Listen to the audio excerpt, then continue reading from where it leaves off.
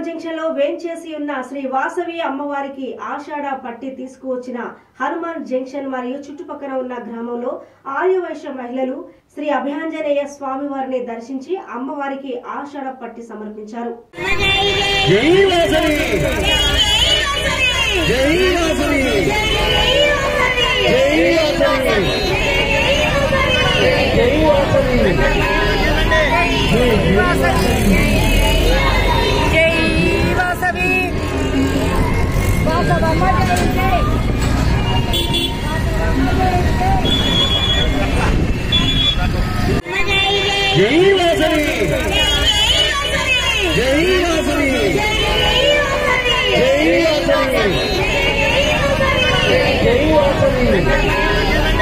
जय